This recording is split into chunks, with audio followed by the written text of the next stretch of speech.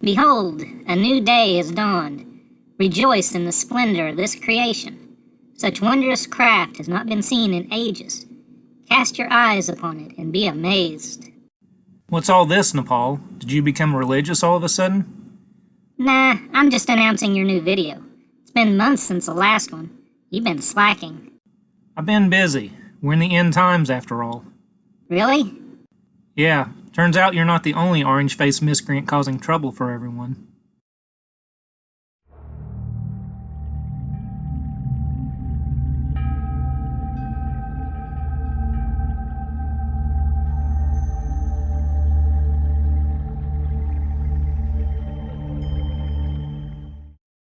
Good morning, everyone, and welcome.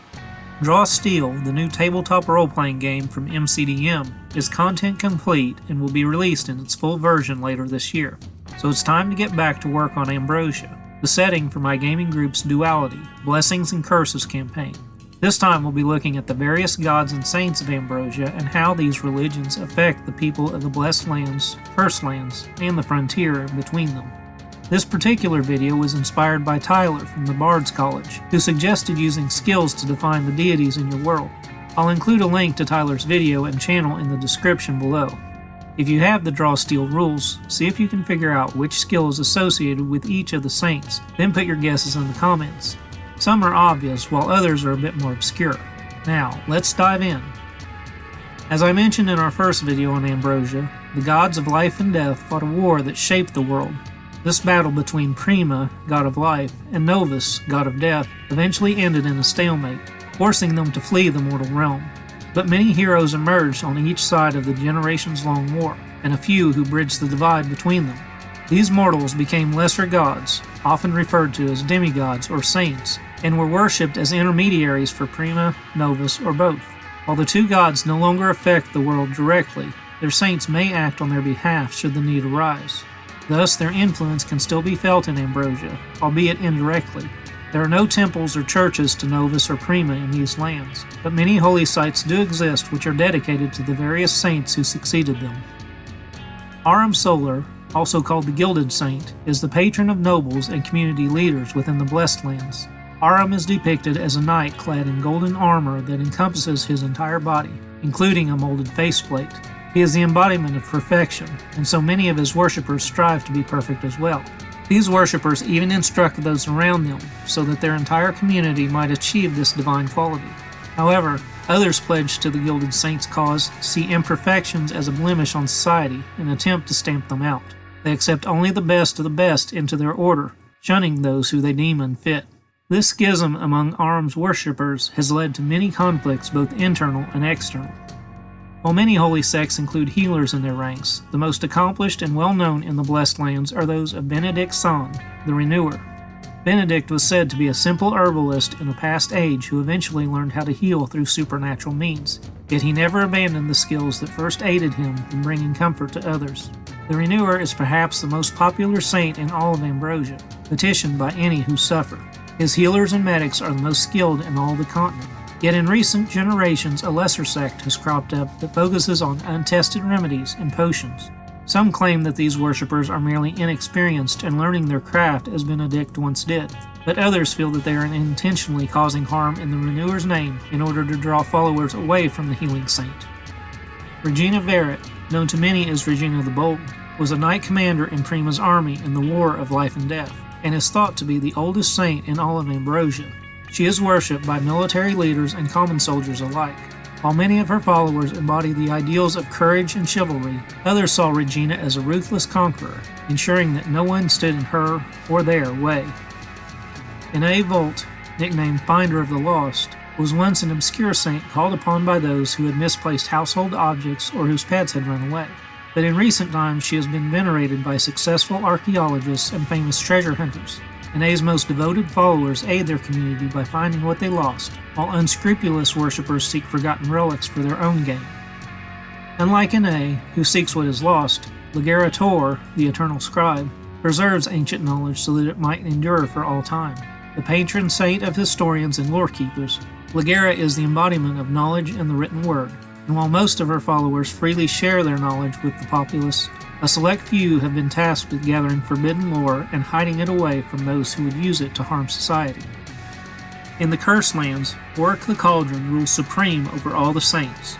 The patron of alchemists and necromancers, Oric is depicted as a gaunt, colorless figure draped in tattered black robes. Abhorring wasteful tendencies, their worshippers use anything available in their experiments, with pragmatism overriding tradition. Thus, funerary rites end with a careful dismemberment and storage of the body for later use, or its reanimation as a servant of the church. Because of these differing philosophies, there are frequent disputes between these two options by opposing sects within the religion. Axis, also called the Pale Rider, is second only to Oric in this barren region. Riding atop her skeletal steed, Axis is the saint of all mounted warriors in the Cursed Lands and beyond. The lore surrounding the Pale Rider is mixed regarding her steed, called Nightmare in the legends. Some say that her bond with the horse was so strong that it persisted through death. Others claim that Axis's command over the beast was so thorough that even in the afterlife it could not rest, and its name was bestowed by her enemies to describe the wretched creature's existence. These two tales define how our worshippers treat their own mounts, as bonded companions or beasts of burden.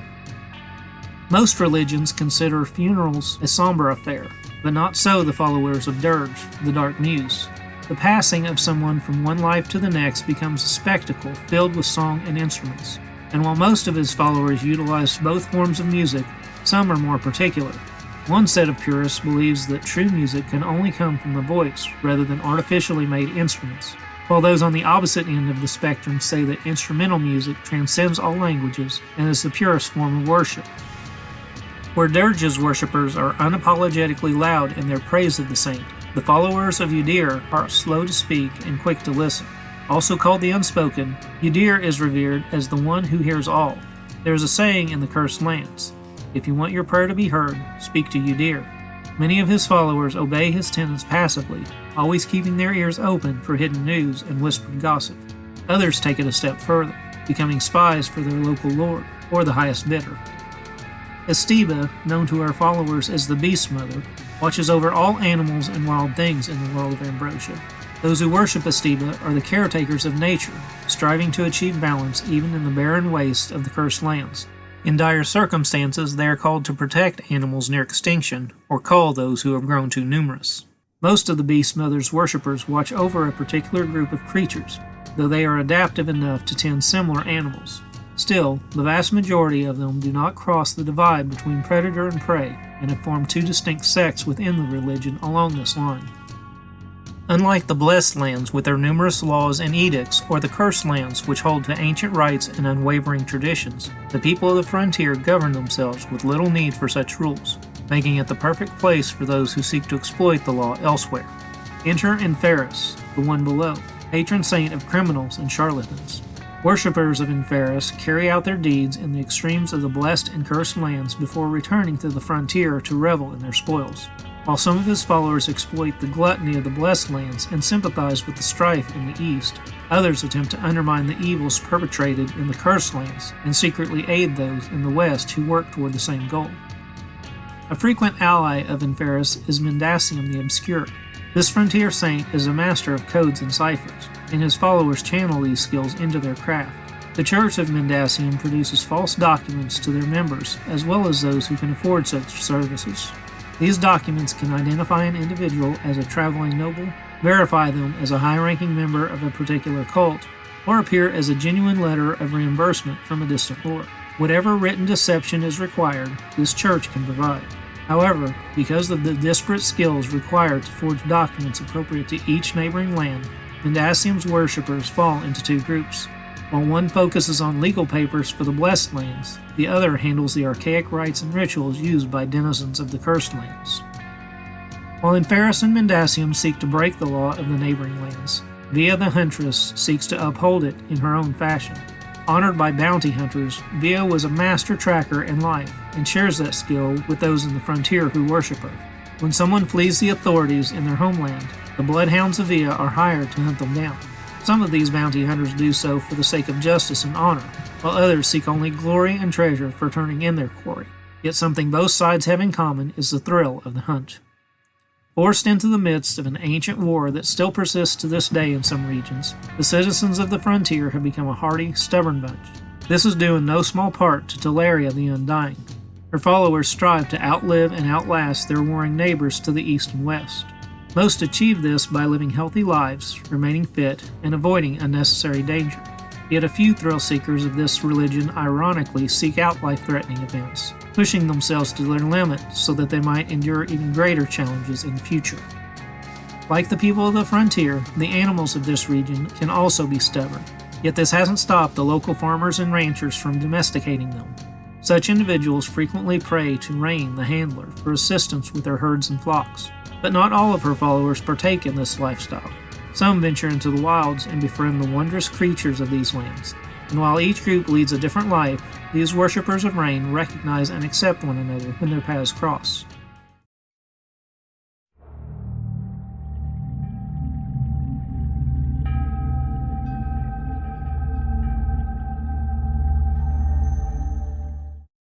And there you have it, a full pantheon for the world of Ambrosia created from the skill list in Draw Steel. Feel free to use these deities in your own Draw Steel, D&D, or other tabletop role-playing game, or use them as inspiration to create your own fantasy gods.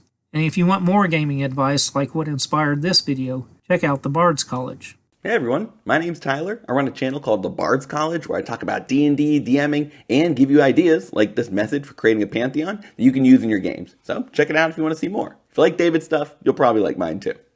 Thanks again, Tyler. That does it for this episode. Until next time, I'm David Watches. And I'm Nepal Mandiath. And thanks for watching. For more gaming tips, check out these hot videos.